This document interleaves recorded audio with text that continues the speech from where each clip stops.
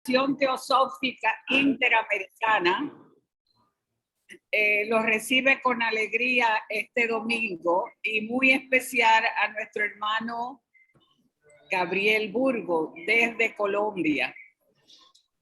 El hermano Gabriel Burgo nos dará la segunda parte de su trabajo sobre la vida y todo lo que la señora HPV nos entregó a esta humanidad para su progreso. El hermano Burgo es un teósofo de muchos años de experiencia, un hombre que ha trabajado enormemente por dejar un legado a la humanidad en el mundo de la teosofía. Así es que con mucho cariño recibimos al hermano Gabriel Burgo. Bienvenido, hermano. El micrófono es suyo. Gracias. Muchas gracias, hermana Magali. Los saludo a todos con mucho afecto y vamos entonces a esta segunda parte de nuestra charla sobre nuestra querida maestra, a la señora Elena Petrovna Blavatsky. En la charla anterior habíamos determinado 3 periodos muy claros a través de la vida de Elena Petrovna Blavatsky, a quien la seguiremos llamando en esta charla como acostumbramos HPV. La primera etapa va de 1831 al 48, desde su nacimiento hasta su matrimonio.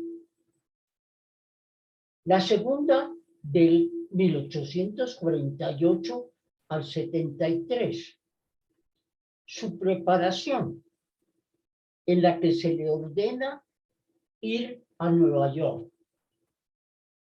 Y la tercera, 1875 al 91, la Sociedad Teosófica, ella subordina todo a la misión que le fue confiada.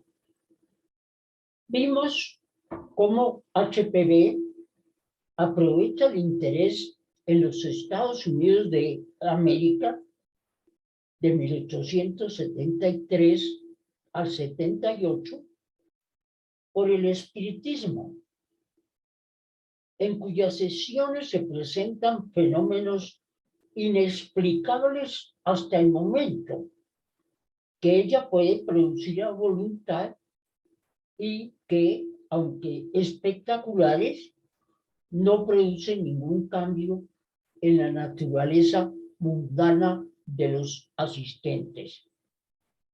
Ella debe producir fenómenos y el público pierde interés en la Sociedad Teosófica, fundada en Nueva York en 1875, junto con el coronel Olcott y otras pocas personas que los van abandonando. La víspera de partir para la India, sentados ante una mesa, dice el coronel que la Sociedad Teosófica no queda sino una trinidad: él, HPV, y la lámpara que alumbra la habitación. Es decir, se han quedado solos. Retrocedamos a 1874 para continuar el relato.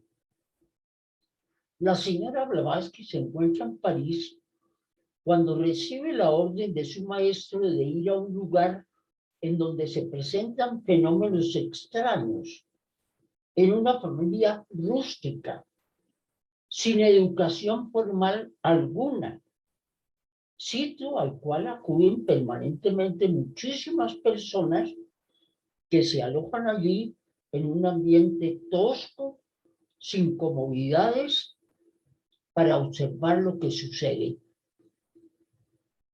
No hay sesiones espiritistas como los conocidos en las ciudades, ni medios que pueden ser farsantes, ni posibilidad de fraudes de parte de posibles interesados.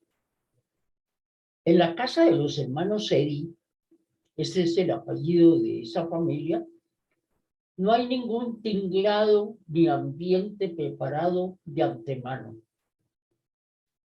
Los fenómenos se producen a través de ellos involuntariamente. El maestro le ha dicho a HPV que allí encontrará a alguien con quien trabajará en una obra que necesita el mundo. Ella obedece y viaja sin saber qué va a pasar ni quién es el desconocido con quien estará estrechamente aliada. En septiembre se encuentra con Olcott en la casa de los Eddy en Chittenden, Vermont, en donde no solo observa los fenómenos que producen los Eddy, sino que ella produce otros, demostrando que esto es posible si se tienen los conocimientos y los poderes requeridos. Pero comprende que su misión va mucho más allá de los fenómenos espiritistas, que hay un verdadero espiritualismo que transforma a quien lo vive y lo practica, y a eso dedicará el resto de su vida.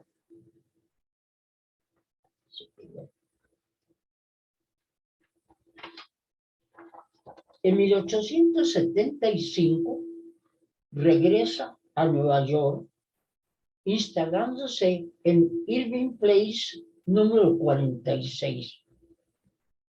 En noviembre 17 se funda la Sociedad Teosófica, siendo elegido por unanimidad como presidente el coronel Olcott, cargo que ocupó ininterrumpidamente hasta el día de su fallecimiento. Ingresan muchas personas a la sociedad, entre ellas conocidos personajes como Tomás Alva Edison, quien recibe el 5 de abril de 1878 el diploma que lo acredita como miembro. Elena se dedica a escribir Isis en velo, y en 1877 sale a la venta en Nueva York la primera edición, que se agota en 10 días. 1878 es un año donde se producen algunos eventos muy importantes. El 8 de julio recibe el certificado de ciudadanía americana. El 27 de julio se funda en Londres la primera rama de la Sociedad Teosófica, vigente y activa hasta la fecha. En el otoño de ese año recibe comunicación de los maestros de que debe comenzar su trabajo en India. El 19 de diciembre parten ella y Olcott para la India. El intenso trabajo de Elena en India comienza en 1879 y termina en 1885, cuando lo deja definitivamente regresando a Europa. El 16 de febrero de 1879 llegan a Bombay. 9 días después de haber desembarcado, recibieron una carta del señor A.T. Sinnett, entonces editor del principal periódico indo, The Pioneer, en la cual manifestaba su interés en conocer a los fundadores de la Sociedad Teosófica y su buena voluntad para publicar cualquier noticia interesante acerca de su misión en la India. Comienza correspondencia con Sinnett, quien los invita a su residencia en Allahabad, donde pasan varios días creándose una gran amistad con él y con su esposa. Viajan incansablemente por diversas partes del país, siendo recibidos en todas partes con interés y entusiasmo, formando ramas de la sociedad teosófica. Llueven las preguntas sobre los temas expuestos, cuyas contestaciones implican muchísima dedicación y tiempo valiosísimo que HPV quisiera dedicar a sus escritos. Las preguntas generalmente son las mismas, y por eso entonces hay la idea de crear una revista donde se puedan dar esas informaciones y en donde se traten puntos básicos para comprender las enseñanzas que requieren los corresponsales y que se publiquen también artículos exponiendo la filosofía teosófica. Comienza así la publicación de Die Theosophist, cuya primera edición de 400 ejemplares sale a la venta el 1 de octubre de 1879. Desde esa fecha, Die Theosophist se ha editado sin interrupción hasta el momento actual. En 1881, el coronel Olcott vuelve a Ceilán, donde continúan la oposición y ataques de los misioneros cristianos. Allí descubre sus poderes curativos, que emplea para atender a numerosos enfermos desvalidos. El coronel había hecho tratamientos magnéticos a más de 8,000 enfermos en los últimos tiempos y empezó a enfermarse él mismo. A fines de 1883, Olcott recibió de su maestro la orden de suspender las curaciones hasta nueva orden. El coronel tenía esos poderes curativos porque, según entendemos, en los seres humanos hay una vitalidad que puede ser transmitida magnéticamente a personas que les falta esa vitalidad. Pero esas personas que están recibiendo aquello son unas especies de vampiros que le quitan vitalidad a quien los está ayudando. Eso fue lo que le pasó al coronel Olcott. Y por eso los maestros le dicen que no debe continuar con esas curaciones, porque él mismo está perdiendo esa vitalidad y se está enfermando. Viaja nuevamente a Bombay, donde residen allí hasta diciembre de 1882, cuando se establecen definitivamente en Adyar. HPV y Olcott estaban interesados en tener en la India un hogar propio para la sociedad teosófica, desde donde se pudieran desarrollar múltiples planes para llevar el mensaje teosófico a través de secciones nacionales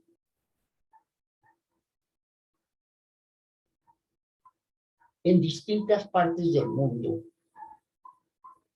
La ocasión se presentó favorablemente cuando los ingleses decidieron trasladar su cuartel general en Madrás.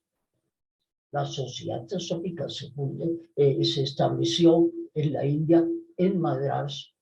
Hoy Chennai, el nombre cambió, a una región más al norte. Los oficiales y funcionarios ingleses vivían con sus familias en suntuosas residencias con extensos jardines que debían abandonar para cumplir el traslado ordenado. Para ellos era muy difícil venderlas y además muy pocos estaban en condiciones de comprarlas. El 31 de mayo de 1882, HPB y Olcott fueron a Madrás y encontraron una que consideraron excelente para sus propósitos, situada a orillas del río Adyar y frente al Océano Índico. La propiedad fue comprada por 9,000 rupias, un valor ilusorio. Varios teósofos hicieron aportes para la transacción, pues la sociedad teosófica carecía de fondos. Desde ese momento, esa residencia se convirtió en el cuartel general de la sociedad teosófica.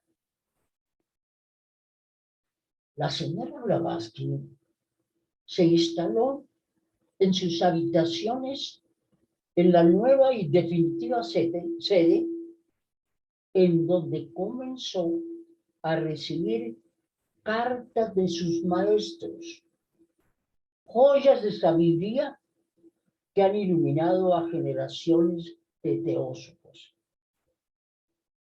Esas cartas llegaban en una forma misteriosa.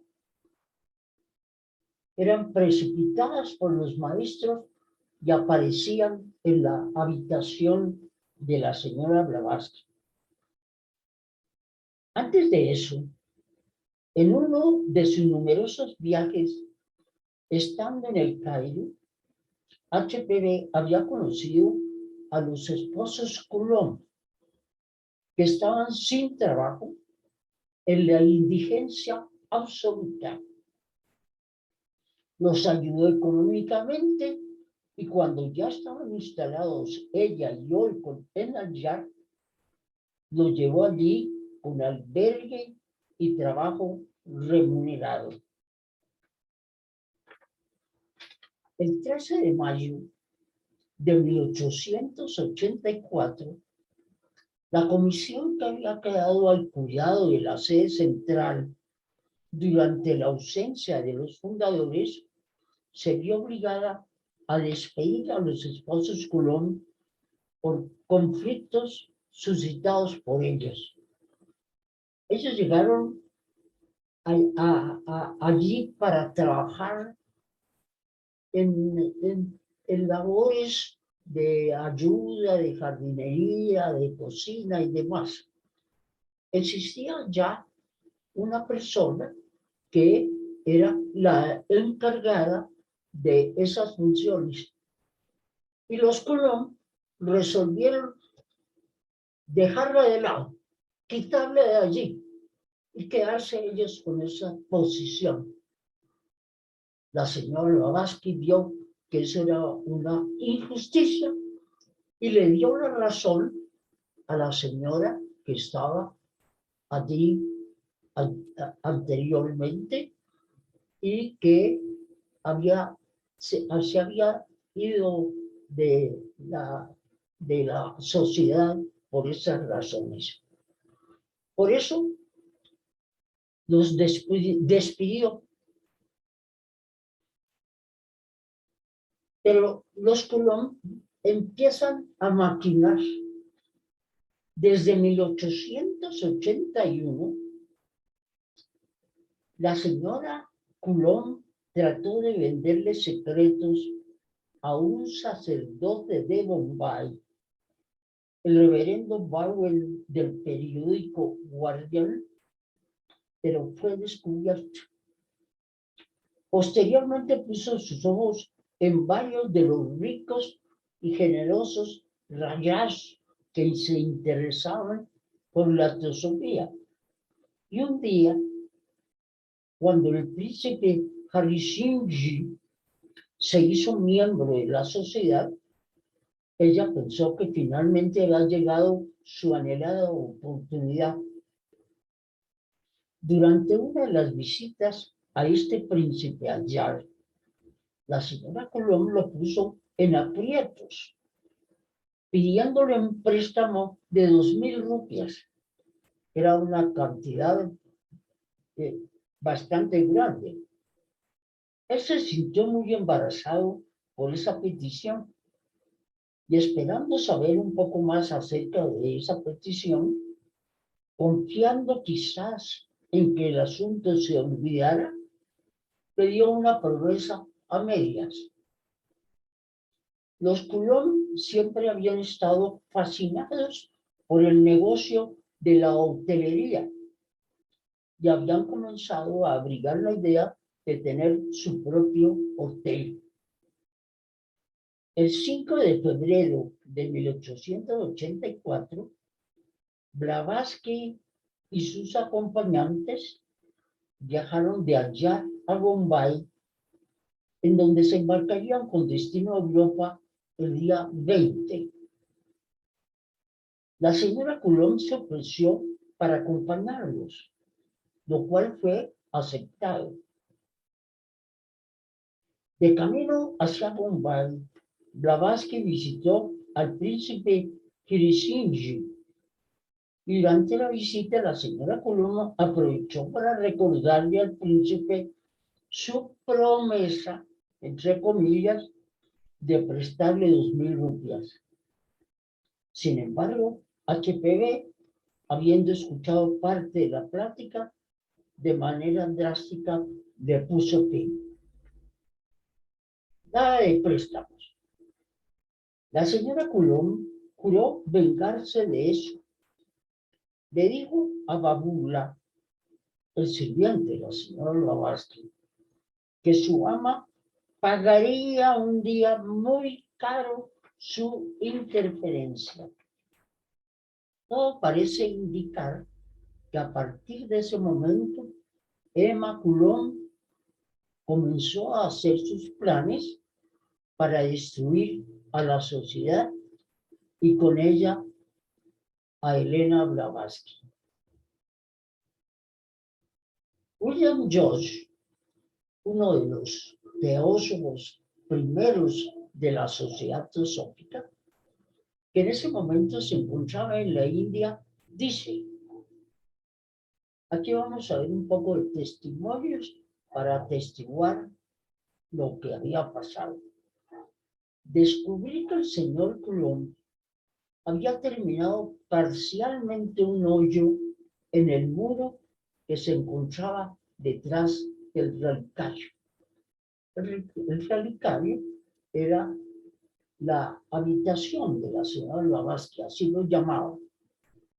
Era tan nuevo que sus aristas aún estaban melladas por los listones de madera y el yeso aún estaba en el piso. Contra el muro se habían colocado una alacena de madera de teca que no estaba terminada y se había construido con el propósito de tapar el agujero, la cual tenía un panel falso en la parte posterior que escondía el hoyo en el muro. Pero el panel era demasiado nuevo para que pudiese trabajar y tenía que ser violentamente pateado para mostrar que estaba ahí. Todo estaba hecho sin ningún plan. No había sido aceptado, no se había aprobado. Fue abandonado antes de que hubiese tenido tiempo de terminarlo. Viene ahora el testimonio de Babula, del sirviente. Cuando me fui a Europa, junto con la señora Blavatsky, todos los muros de los cuartos en la planta alta de este cuartel general en Adyar estaban en buen estado. No tenía ninguno de ellos algún hoyo o pasadizo de ninguna especie. Además, la señora Blavatsky nunca usó de esas cosas en esos cuartos por ningún propósito. Y ni la señora Blavatsky ni la señora Colón nunca me pidieron en ningún momento que les ayudara a realizar algún truco.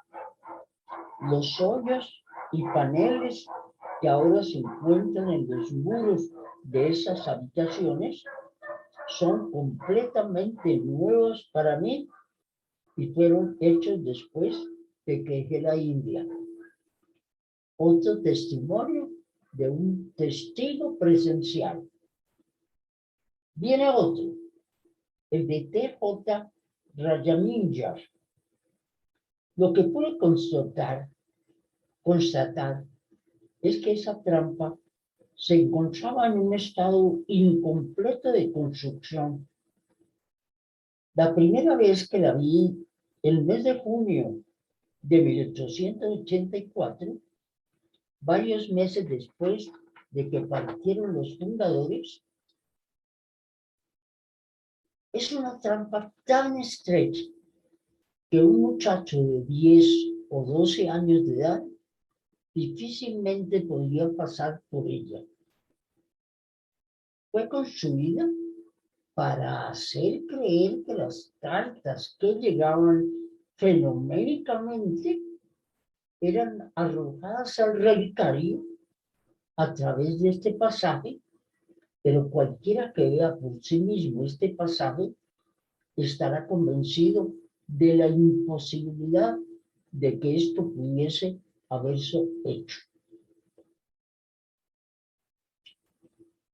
Los Colón habían falsificado las cartas. Franz Hartmann, que también fue uno de los primeros miembros de la Sociedad Teosófica, después se separó de ella y creó su propio movimiento.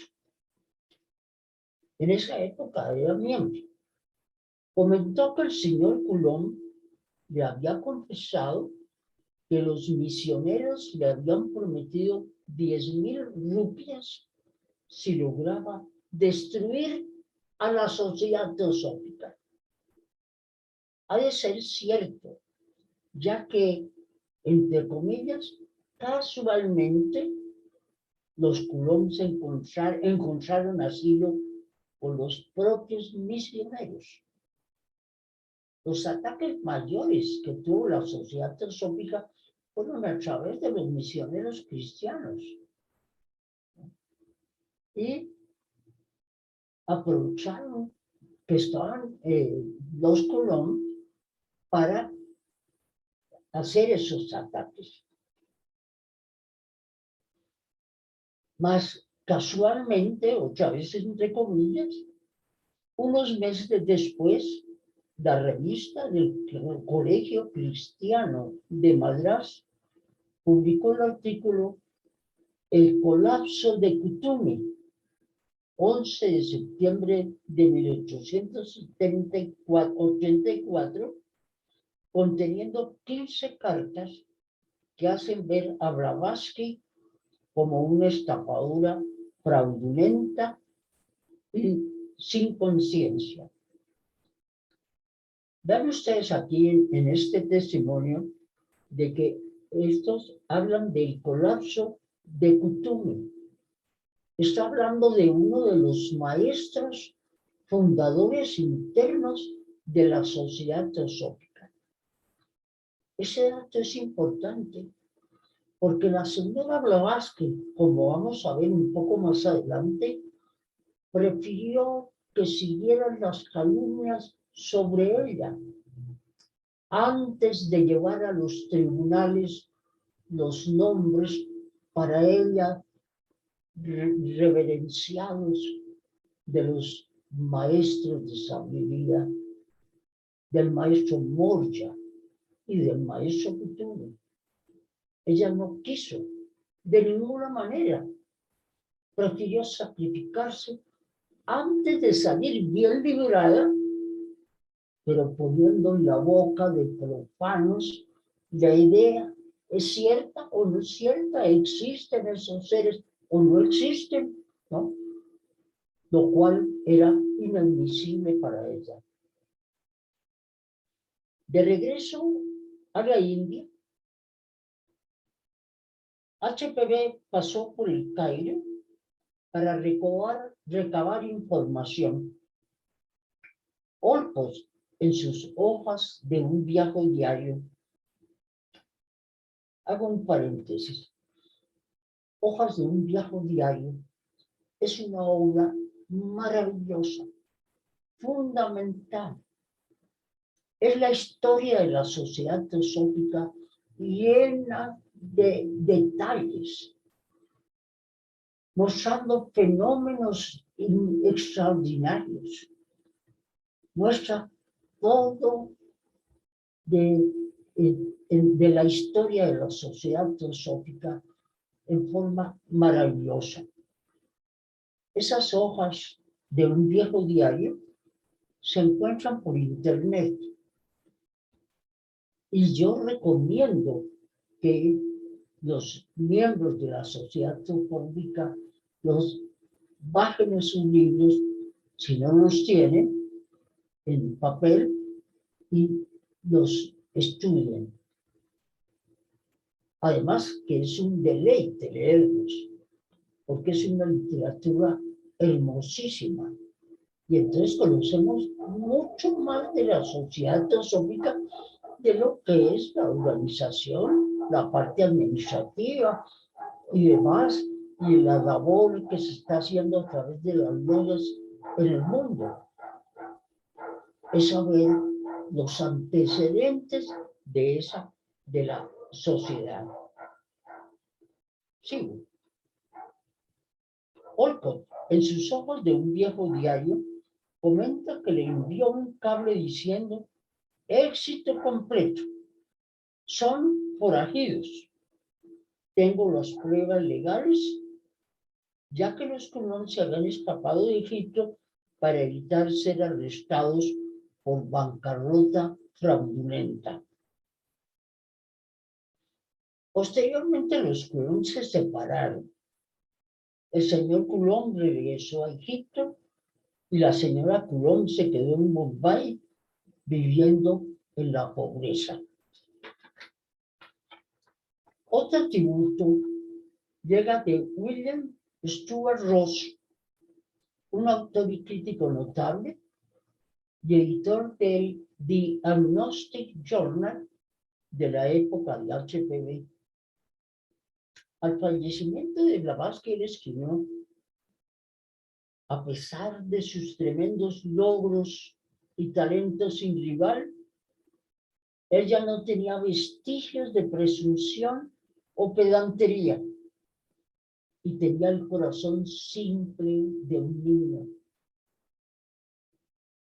Eso es maravilloso, ver eso, de que esa mujer tan inteligente, tan intelectual, que se entregó completamente a la teoría, a la labor de difundir la teosofía, siguió teniendo un alma limpia y pura, que aquí la define como la de un niño. Sus seguidores son gnósticos en discusiones al respecto de la cual yo soy agnóstico. Para mí, Madame Blavatsky está muerta. y otra sombra ha caído sobre mi vida. Esa sombra era lo que decían los opositores. Impostora, sin duda. No había ninguna duda. Y sigue diciendo el señor Ross, ella era casi la única mortal que he encontrado que no era impostora. Una de los muy pocos que alguna vez me comprendió.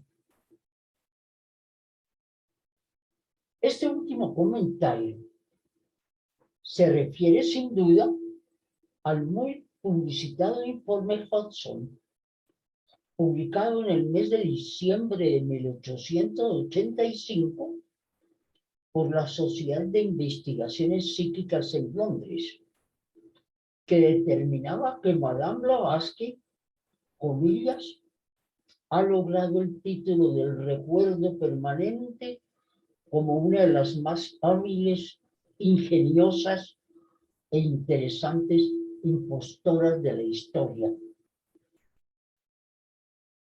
Richard Hudson, un hombre que a los aproximadamente 20 años había ido a India a investigarla.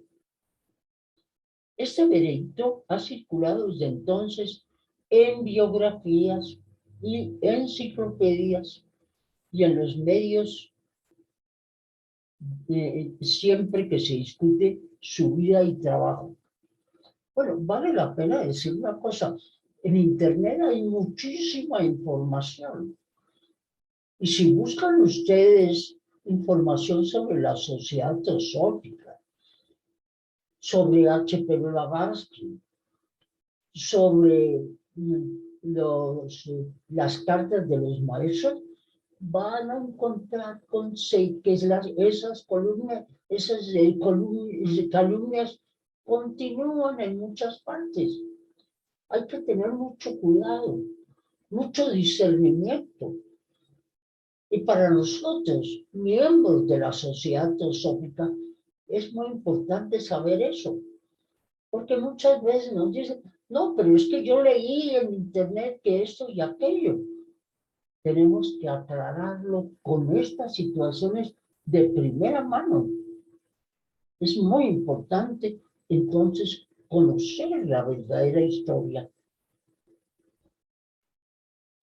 Richard Hudson, un hombre que a los aproximadamente 20 años había ido a la India a investigarla.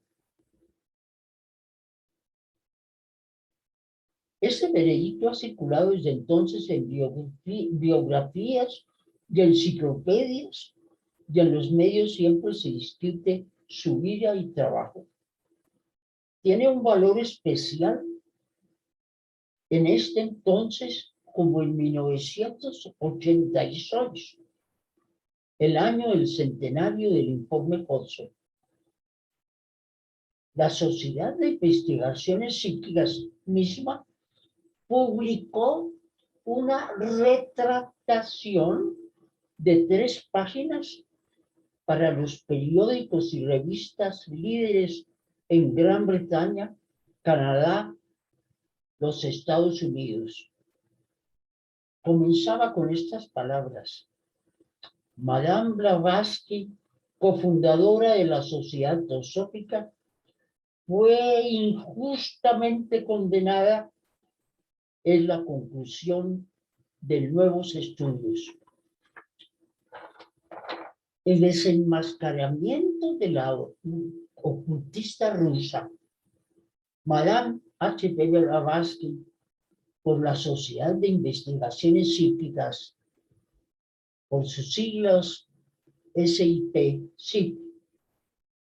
en 1885, se encuentra seriamente cuestionada en la publicación en la revista Brasil, en el volumen 53 de abril de 1986, de una enérgica crítica al informe de 1885. El doctor Vernon Harrison, anterior presidente de la Sociedad Real Fotográfica y antiguo jefe de investigación para Tomás de la Rue, ha reexaminado el caso. El doctor Vernon Harrison es un experto en el examen de falsificaciones. El informe de 1885 fue escrito principalmente por Richard Hodgson, un pionero australiano de las SIPs británica y americana, que llegó a ser muy renombrado a través del caso.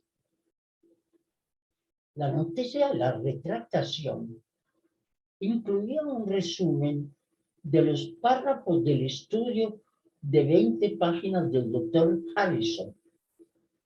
Si aún se basa en el examen detallado de este informe, dice el doctor Harrison, uno advierte más y más que Hodgson está predispuesto a usar cualquier evidencia, por trivial o cuestionable que fuera, para implicar a HPV.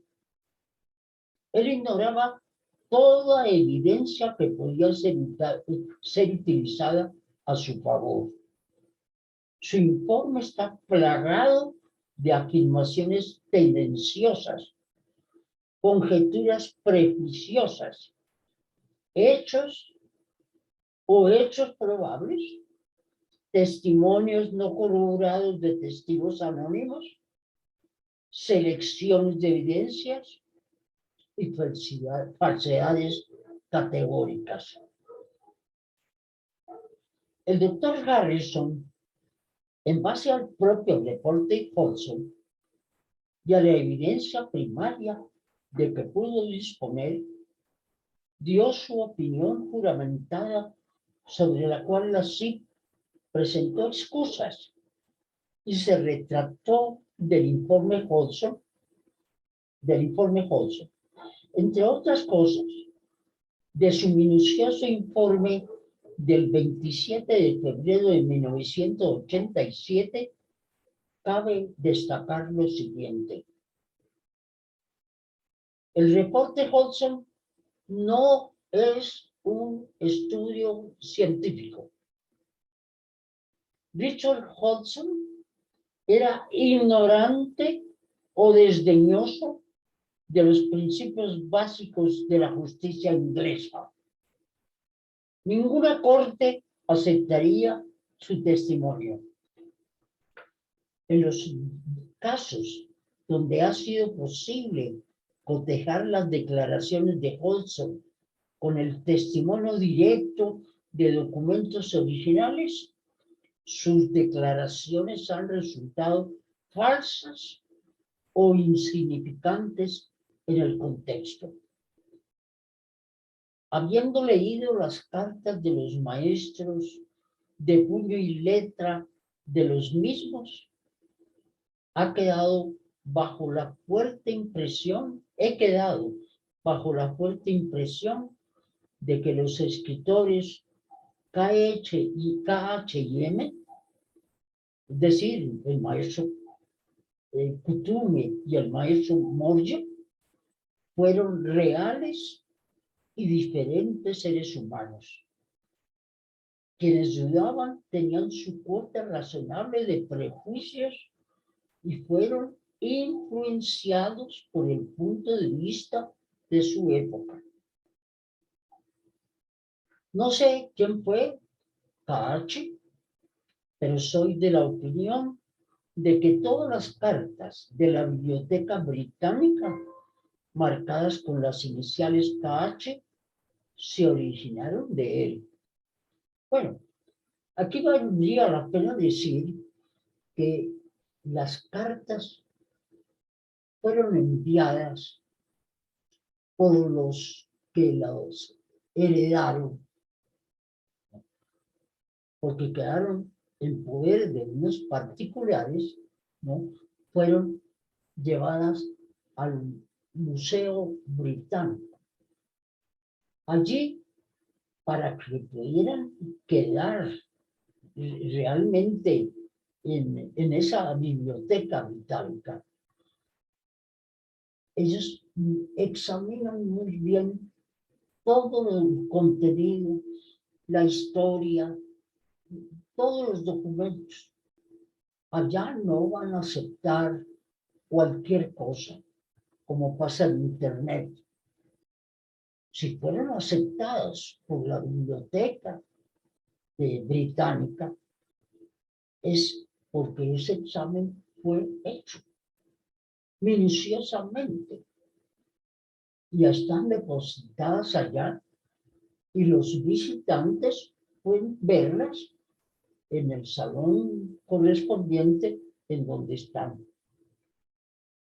Es casi seguro que las cartas de incriminación Blavatsky y Coulomb se han perdido o destruido, pero hay fuerte evidencia circunstancial de que esas cartas fueron falsificaciones hechas por Alexis y Emma Coulomb, quienes tenían fuertes motivos y amplios recursos para hacerlo.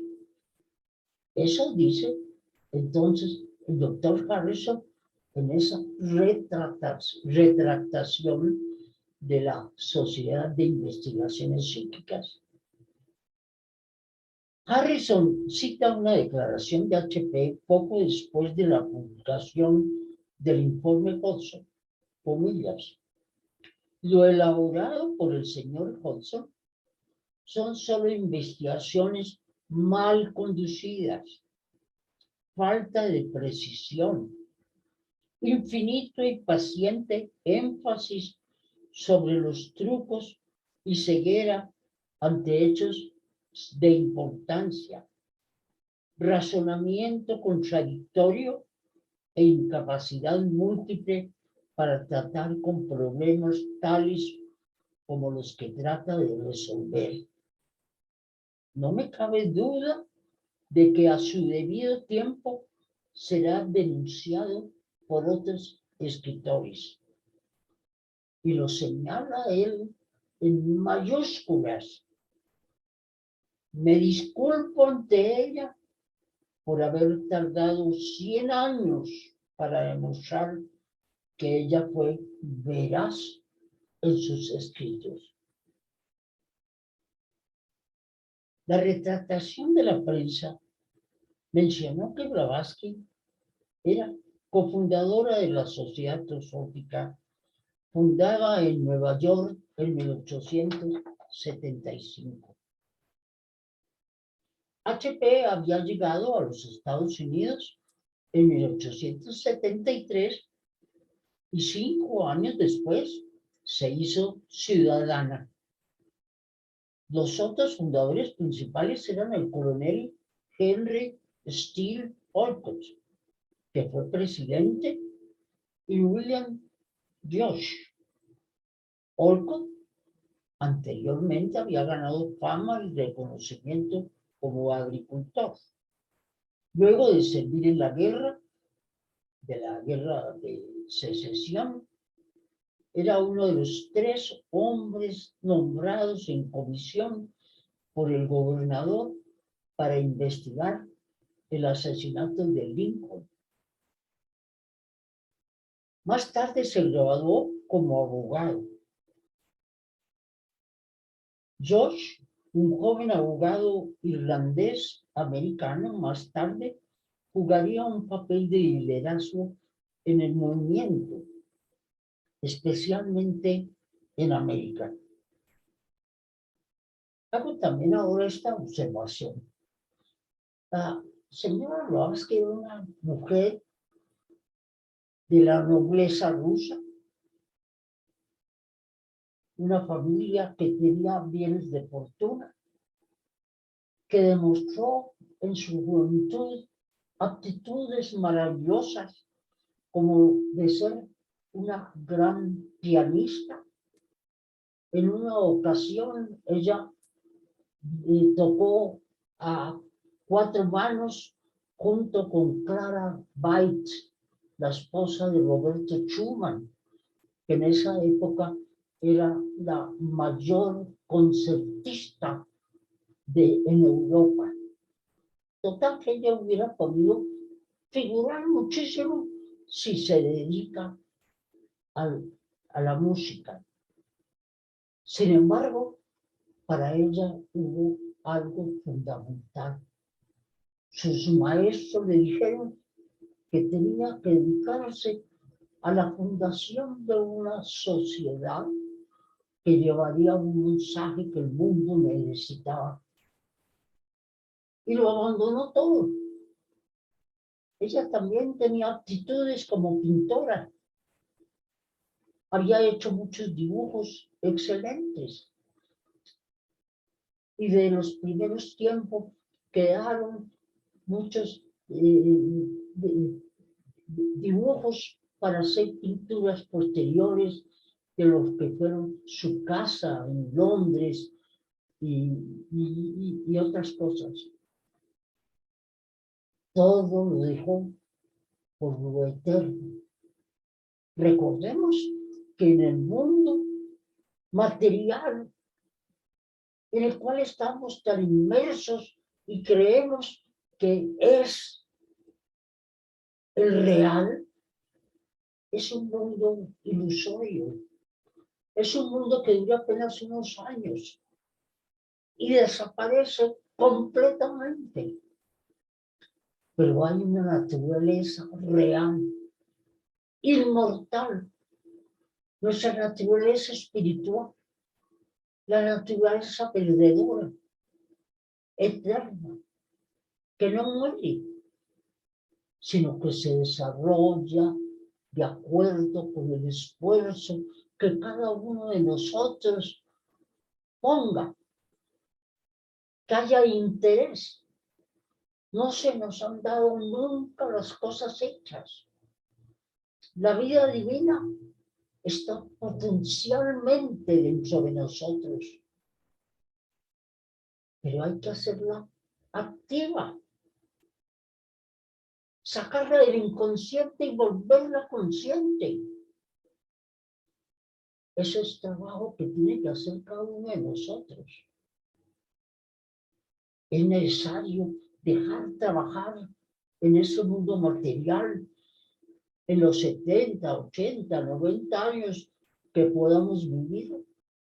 No, estamos aquí, porque es aquí donde tenemos las experiencias, tenemos las oportunidades, las dificultades, los odios, las envidias, las ansias de dinero, de poder, etc.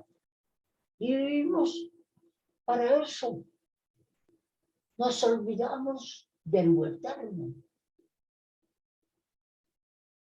No será posible vivir como seres eternos, como seres espirituales en el mundo temporal y fenomenal. A eso es que nos invita la sociedad teosófica. Debemos vivir como almas y más allá como espíritus, como mónadas, en medio de las dificultades y ventajas del mundo.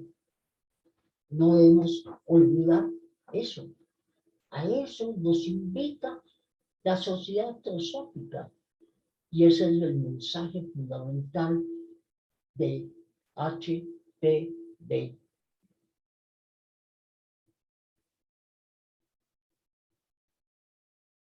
Más tarde, el coronel Olcott se graduó como abogado.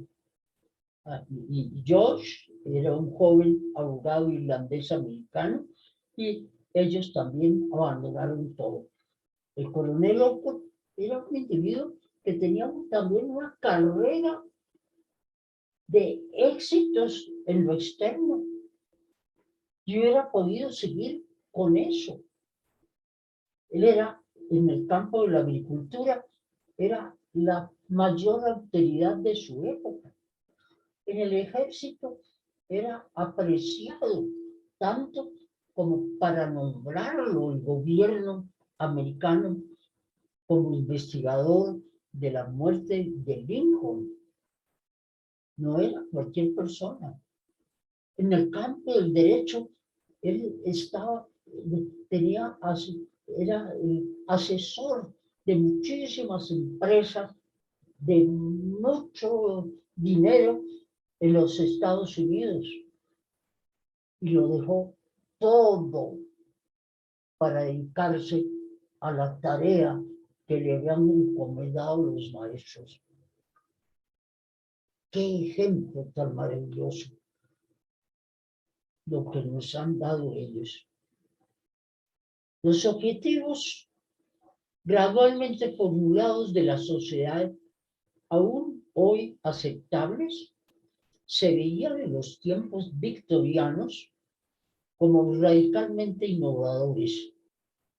Estos eran, primero, formar el núcleo de la fraternidad universal de la humanidad sin distinción de raza, credo, sexo, casta o color. Naturalmente que esa idea de fraternidad ya estaba desde antes. Recuerden ustedes que la Revolución Francesa era uno de los principios, la fraternidad. Pero la fraternidad no se vive en el mundo. Era necesario crear un núcleo. Alrededor del núcleo se desarrolla la célula. Ese núcleo es la sociedad teosófica. Es decir, nosotros debemos aprender a vivir fraternalmente. Por eso nos llamamos hermanos. No porque vamos a pertenecer a una comunidad que le den ese nombre a los afiliados, hermanos cristianos, etc. No, sino que no debemos olvidar nunca que esa fraternidad existe y que cuando me dirijo a otro miembro de la sociedad teosófica y le digo hermano, no debe ser simplemente una fórmula, sino que debo recordar que es mi hermano y que pertenezco a ese núcleo y que hay que fortalecer el núcleo para que esto se expanda como una célula en el mundo. El segundo es el estudio de las antiguas y modernas religiones, filosofías y ciencias, y la demostración e importancia de tal estudio. Entonces, nosotros nos encontramos cuando estudiamos teosofía que nos hablan, por ejemplo, el cristianismo.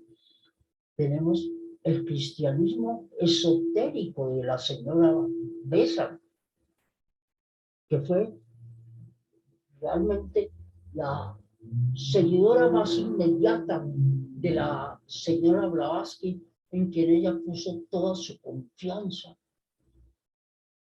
No el cristianismo ortodoxo, en que hay muchas fórmulas, muchas ceremonias que se hacen mecánicamente, sino buscar eso que está detrás de las palabras y que por eso está oculto.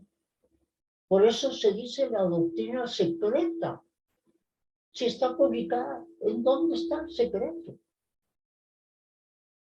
Nosotros tenemos que descubrir el secreto tras de líneas. Detrás de lo escrito existen riquezas que nos están ayudando naturalmente a través de lo que dice el libro, pero que despiertan mi intuición. Es a través de las cosas profundas que la intuición se va a desarrollar. Y la razón nos lo va a confirmar. Por eso vemos que muchas personas, cuando se presentan estas cosas, y algunos son estudiantes de la Sociedad Teosófica, y ya, ay, esa es una teoría, será así, pero en cambio fulano de tal que pertenece a una sociedad de investigaciones en el campo físico, como astrónomo, como geólogo, etcétera, etcétera, dice otra cosa. No se ha despertado la intuición de ese individuo para darse cuenta que la verdad está en eso oculto, que hay que despertar. Por eso algunos teósofos, como la señora Bessel, cuando lee por primera vez la doctrina secreta, encuentra todo perfectamente claro. Su intuición es inmensa, clarísima. Nosotros tal vez no tenemos esa intuición desarrollada en esa forma, pero creo que en nosotros hay mucho de esa intuición.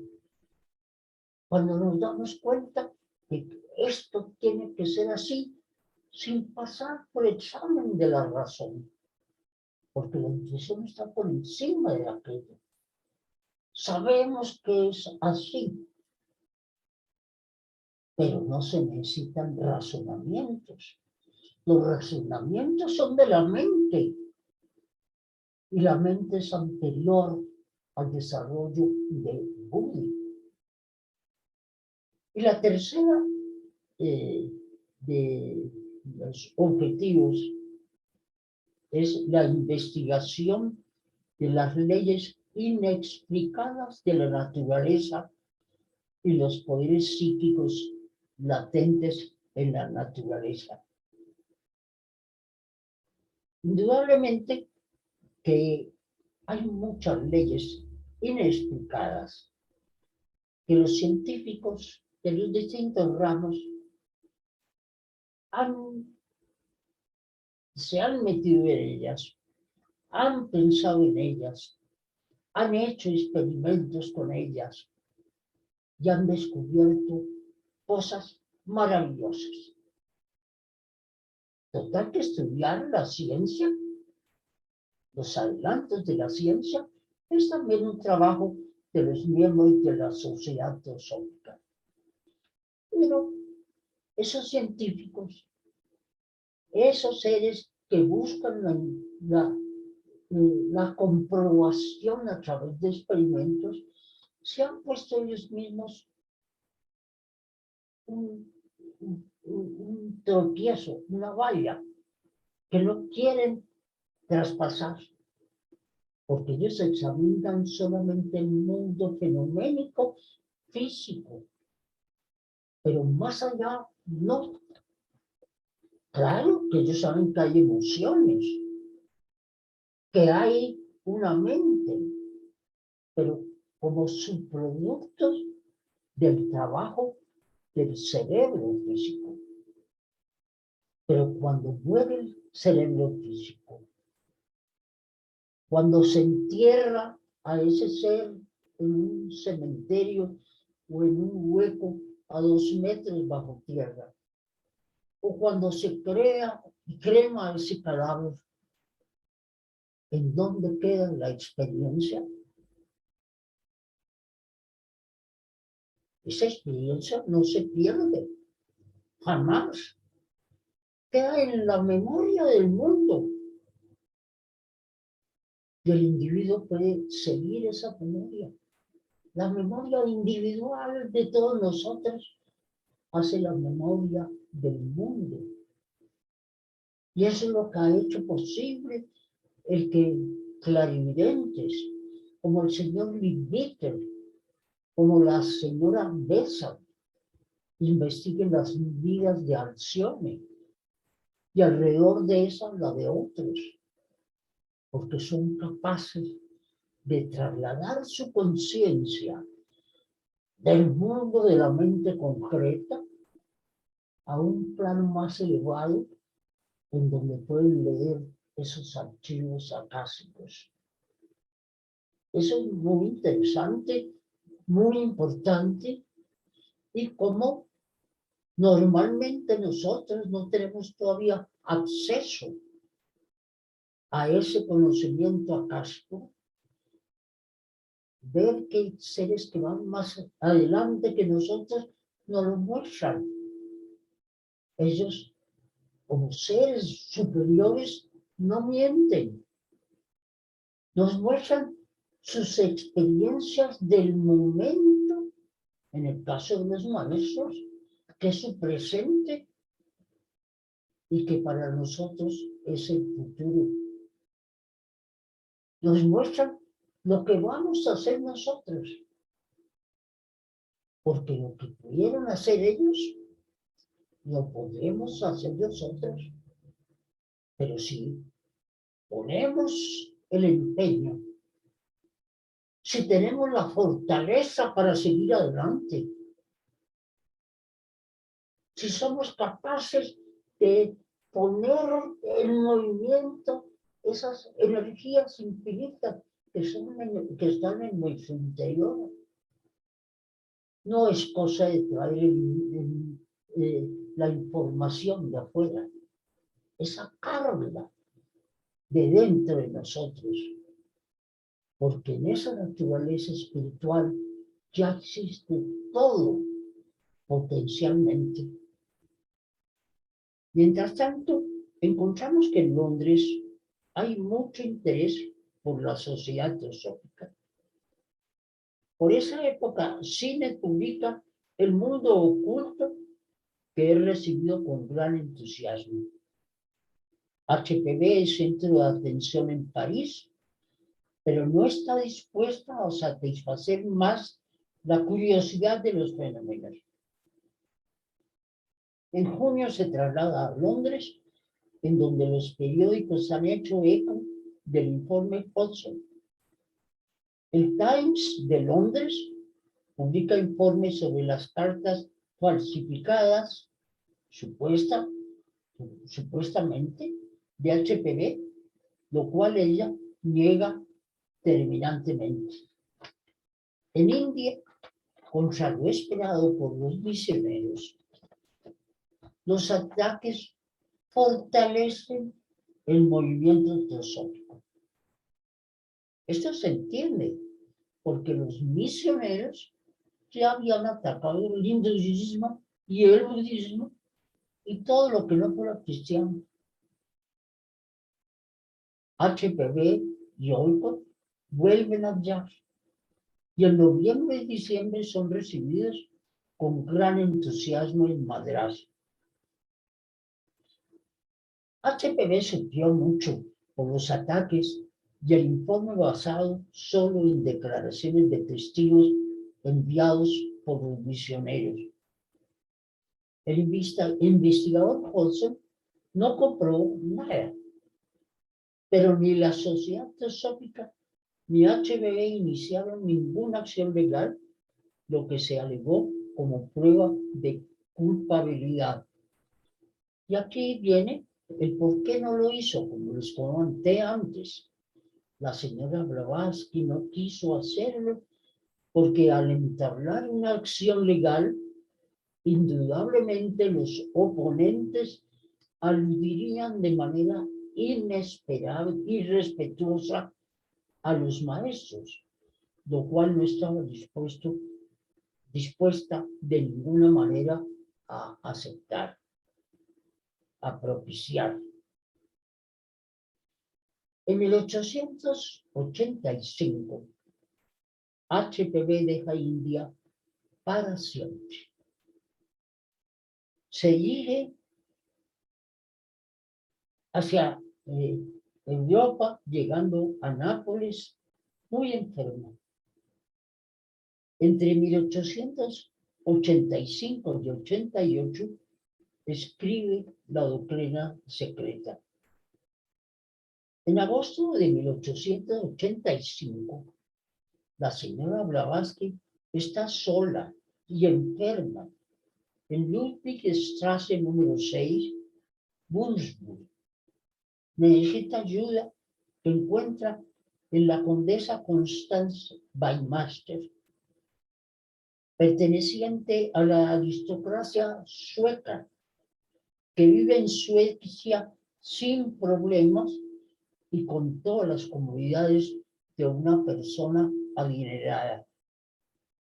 La señora Blavatsky, amiga suya a través de una tradición de amistad de las dos familias, le escribe diciéndole que las necesita urgentemente y que debe viajar de inmediato a su casa, en donde no tiene comodidades.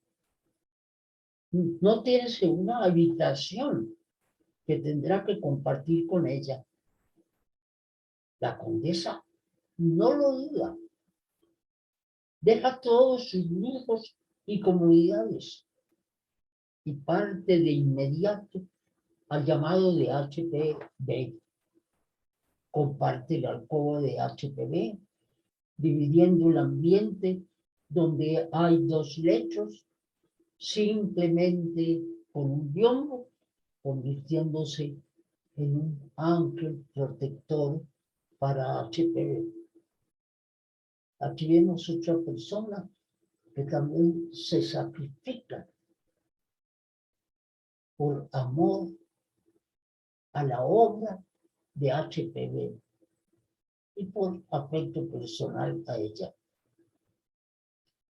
La condesa escribió una biografía de HPV, reminiscencias sobre Elena Petrovna Blavatsky y la doctrina secreta.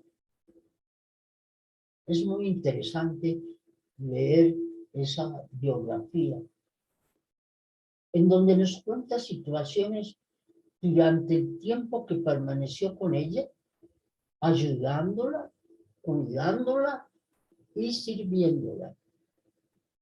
En marzo de 1886, HP viaja a la casa familiar en Rusia para pasar el verano con su hermana Vera. Ya vimos en la primera parte cómo Vera también tiene una biografía de ella y nos cuenta de primera mano lo que fue la infancia y la adolescencia de su hermana Elena. Allí continúa escribiendo la doctrina secreta. La condesa se reúne después con ellas. Más adelante es invitada a vivir en Londres, lo cual aceptó. En 1887 pasa el verano en Norwood. Por esa época hay gran actividad en la sociedad teosófica, recibiendo mucha ayuda de los antiguos y de los numerosos nuevos miembros. Se forma la Logia Blavatsky en Londres, que ha trabajado desde entonces en forma muy eficiente, con trabajadores excelentes que ayudan a la difusión de la teosofía en el mundo. Se forma allí The Theosophical Publishing Company para editar libros y revistas teosóficas. HPV vuelve a Nueva York y empieza la publicación de la revista Lucifer. Se instala muy enfermo en Lansdowne Road número 17, Notting Hill. Según los médicos, el hecho de estar viva es un milagro. En 1888, el coronel Orcott le ayuda en la revisión y edición de la doctrina secreta. Entre 1888 y 91, que son los años finales, continúa su infatigable labor. Escribe La voz del silencio, dedicada a los pocos. Al decir esto, está dedicada a los que quieren vivir la teosofía, vivirla realmente. Crea la sección esotérica de la Sociedad Teosófica, Dirige la revista francesa, la Revue Théosophique, escribe la clave de la teosofía y el glosario teosófico. Es sorprendente ver que en unos pocos años, a partir de su fundación, la Sociedad Teosófica ha revolucionado el pensamiento oculto en Europa y América, además de su florecimiento en el Oriente. Hoy vemos extendido este pensamiento teosófico por todas partes, con diferentes nombres y a través de numerosos grupos que parten todos de lo expuesto por HPV en su extensa literatura. Algunos estudiosos de la doctrina secreta se han referido a HPV como una de las más grandes damas liberadas de su época. Ella demostró al mundo que para poder acercarse a la verdad es necesario liberarse de las ataduras, acondicionamientos, creencias formadas generalmente desde la cuna, etc. Solo en una atmósfera de libertad interior es posible vislumbrar la verdad que nos hará libres. Vemos aquí que es muy diferente a lo que en el mundo corriente se habla de una mujer liberada. Una mujer liberada es la que quiere vivir con los vicios y con las costumbres bajas de los hombres. Imitarlas en ese sentido. Es libre, yo soy libre, hago lo que quiero. Soy libre de mi cuerpo. Yo puedo asesinar a ese feto que está en mi interior para poder seguir disfrutando de las goces del sexo. Eso es una mujer liberada. Muy lejos de lo que nos dice ella, de que es ser liberada. Es liberarse de todas las ataduras, celos, deseos de poder, de fortuna, de goce de todo lo material, de todos los acondicionamientos culturales, de religión, de color, de época, de creencias generadas generalmente desde la cuna. Solo en una atmósfera de libertad interior es posible vislumbrar la verdad que nos hará libres. En sus dos principales obras, Isis sin velo y la doctrina secreta, se encuentra la primera filosofía de la evolución psíquica y espiritual que aparece en el occidente moderno.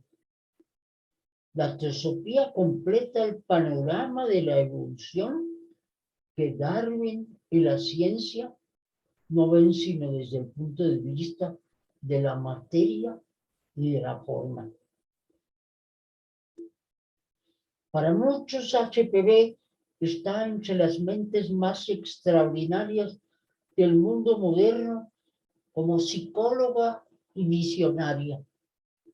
Su conocimiento de la naturaleza humana es asombroso porque toma en cuenta el ser integral, incluidas dimensiones desconocidas por la psicología occidental. Y es una visionaria porque hizo predicciones de lo que sería el mundo y la ciencia y el hombre a corto y largo plazo que no podía preverse en su época. Sylvia Cranston, en su biografía de HPV, Es la última biografía hecha alrededor de 1995, la más extensa y la más completa que también debiéramos conocer y disfrutar. En el capítulo 7, el siglo después, considera su influencia sobre religión, psicología, literatura, arte, música y la nueva era, de la cual a menudo ha sido llamada la madre, una nueva época que vendrá si el mundo toma como base para su conducta y relaciones las enseñanzas maravillosas de los maestros. Entonces no es el movimiento nueva era en que todas las cosas vienen de afuera, con velas encendidas, y con pirámides, cosas así. En el capítulo sobre ciencia y doctrina secreta, incluye no solo su influencia, sino indica en qué grado las enseñanzas en ese libro anticipan subsecuentes descubrimientos científicos. Allí predice los grandes cambios que tendrán lugar en ciencia entre 1888 y 1897, en física, química, astronomía, cuando los científicos de la época suponían que ya no había nada que lograr porque ya todo se conocía. No hay palabras suficientes para agradecer a la querida y admirada maestra todos sus conocimientos, sabiduría, innumerables sacrificios y total entrega para dar su maravilloso mensaje que iluminó las mentes de muchos de sus contemporáneos, que ilumina las nuestras y seguirá haciéndolo sobre generaciones futuras de buscadores de la verdad eterna. Muchísimas gracias por su paciencia, su atención y por esta invitación a dar esta segunda charla sobre la señora Blavatsky. Muchísimas gracias, hermano Burgo. Agradezco su ponencia y todos los hermanos por igual. Si acepta que se le haga alguna pregunta. ¿Aceptas preguntas? Sí, claro, claro que sí. Ok. Si algún hermano, por favor, quiere hacerle una pregunta al hermano Burgo.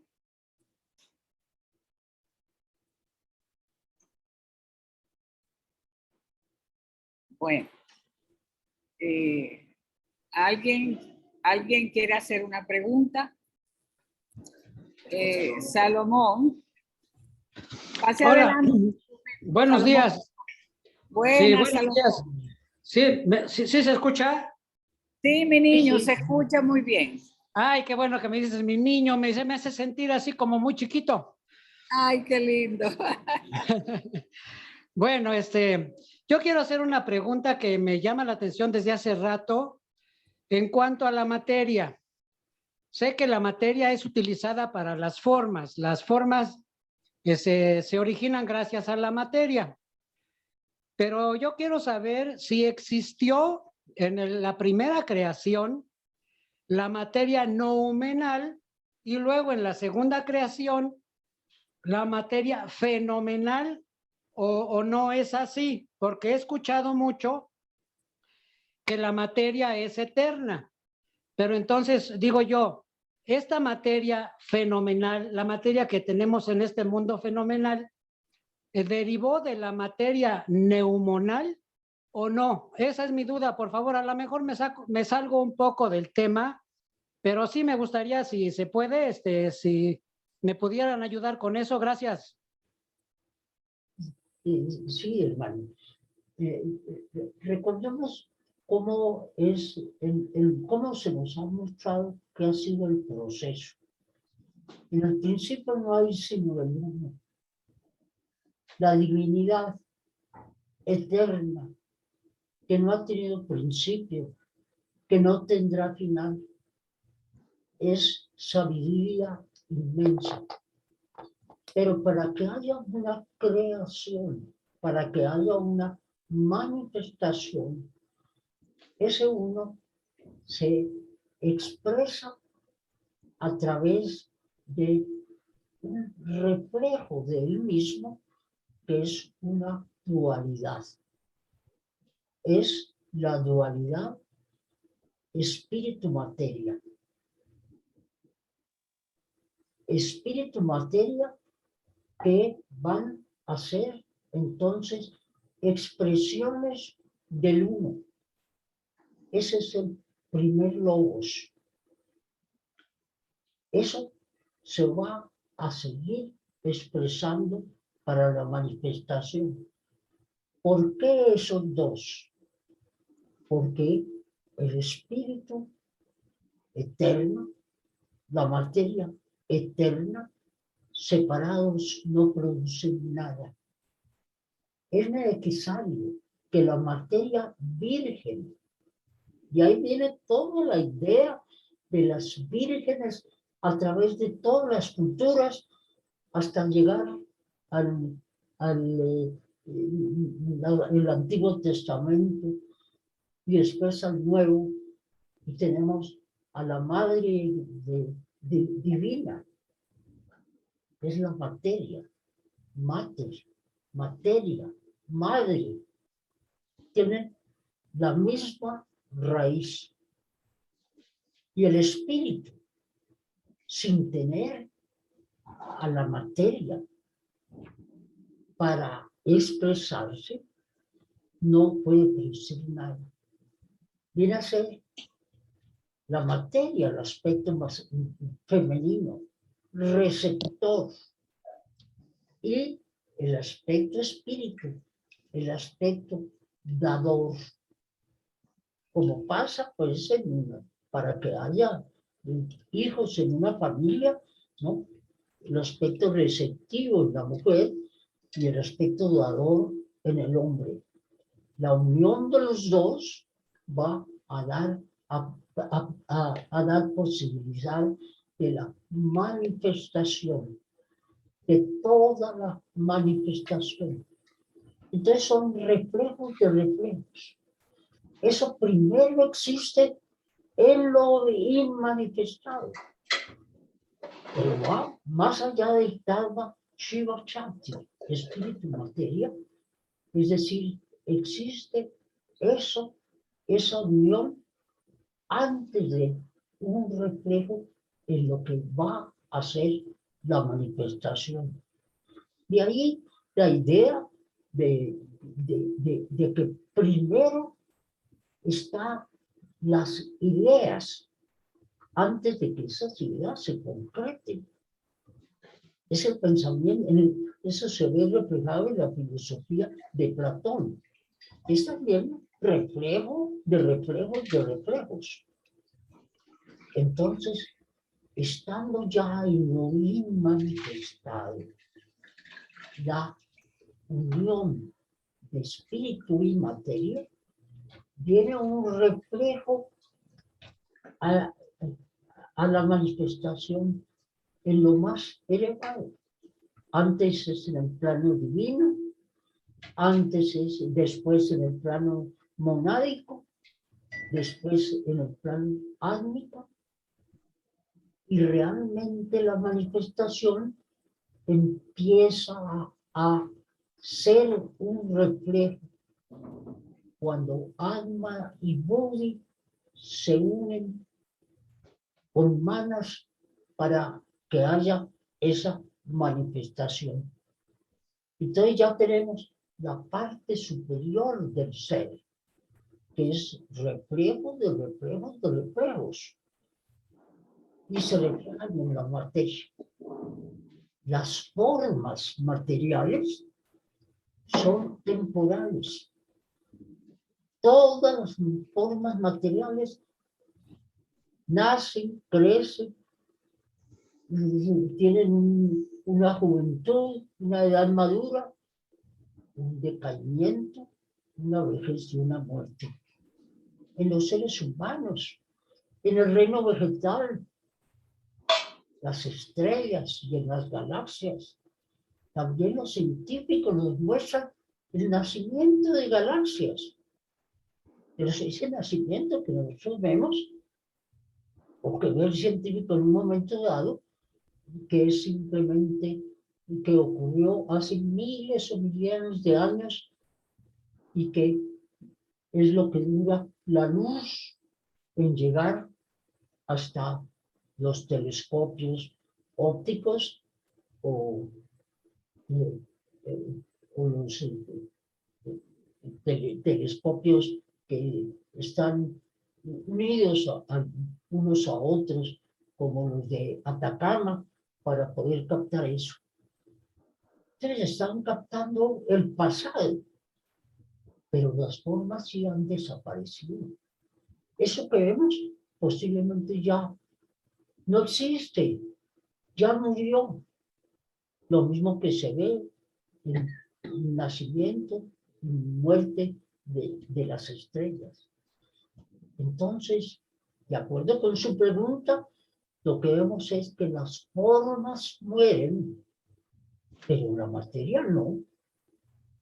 La materia es eterna, como una sustancia, lo mismo que es eterno el espíritu. Los cambios, lo material, lo temporal, el mundo fenomenal, el que creemos que es el mundo real, es el mundo irreal. Pero es a través del mundo irreal que se expresa el desarrolla el mundo real, el del espíritu. Y por eso, cuando se habla entonces de la meditación y demás, ¿qué es lo que hacemos?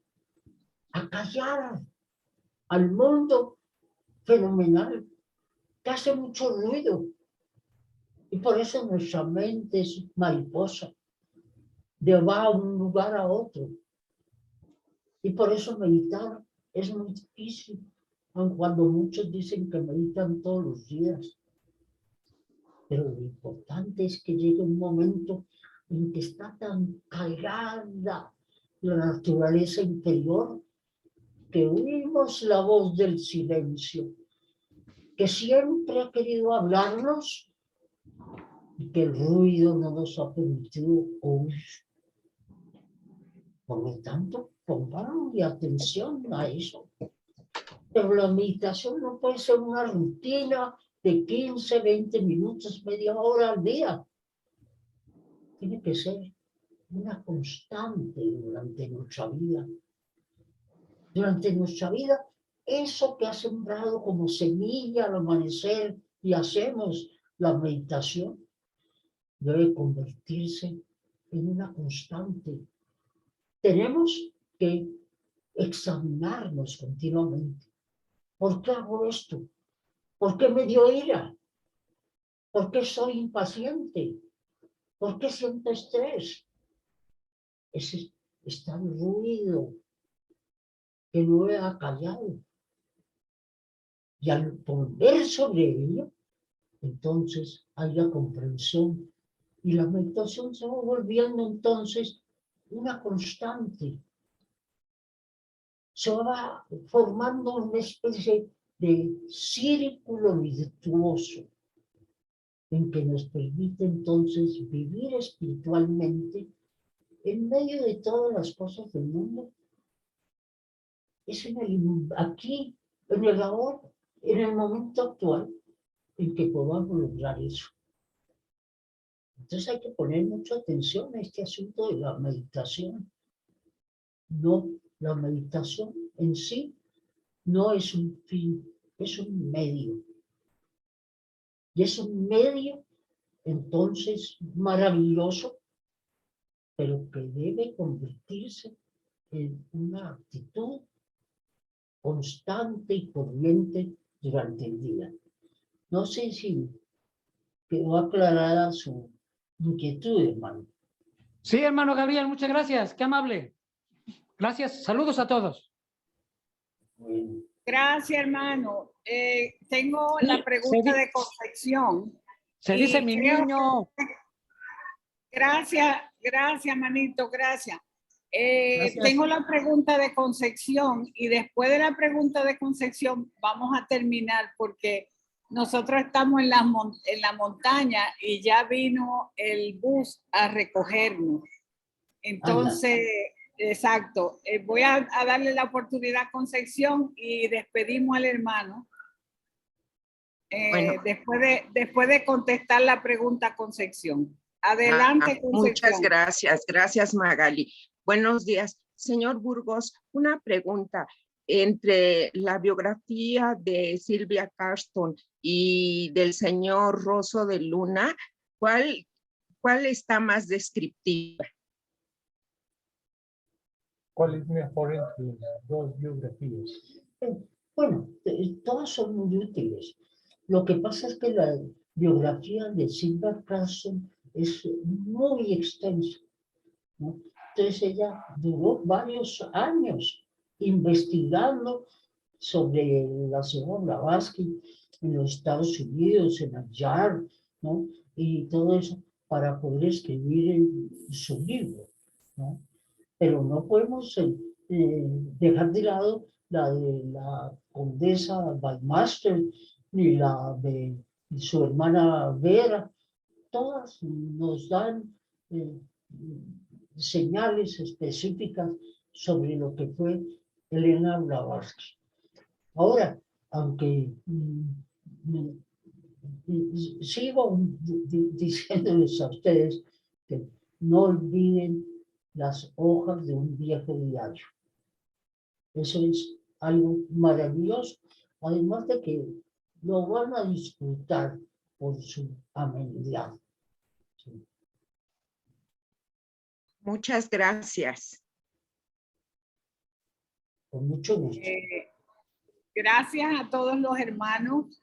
No sé si hay alguna pregunta en el chat, pero me da pena, pero ya hay que despedirse porque ya el bus está ahí esperándonos. Sí, Bueno, claro. Señor Burgos, mi gratitud y en nombre de la Federación Teosófica Interamericana le damos las gracias. Nos pondremos en contacto nuevamente para ver cuándo nos puede dar algo de todo ese conocimiento que usted tiene los meses que vienen por ahí. Bueno, gracias por su atención a todos los hermanos presentes y que pasen un lindo día. Gracias, gracias, gracias. Gracias.